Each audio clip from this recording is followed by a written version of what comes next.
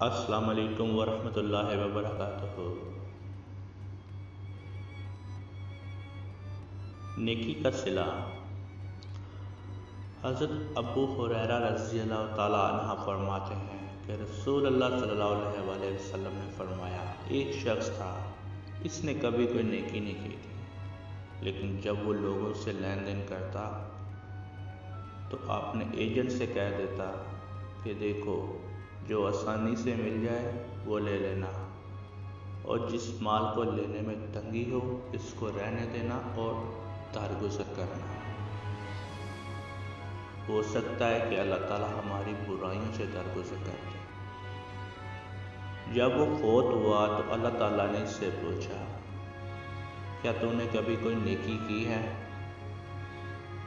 اس نے کہا، نہیں، البتہ میرا ایک غلام تھا اور میں لوگوں سے معاملات کیا کرتا تھا۔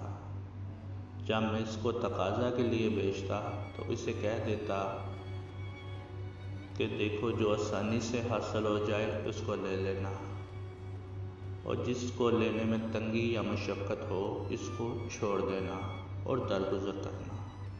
ہو سکتا ہے کہ اللہ تعالیٰ اسی بہانے ہماری برائیوں سے درگزر کر دے۔ اللہ تعالیٰ نے فرمایا کہ میں نے تیری برائیوں سے درگزر کر دیا۔ اس حدیث سے یہ ثابت ہوتا ہے کہ نرم رویہ رکھنے سے، اچھا اخلاق سے پیش آنے سے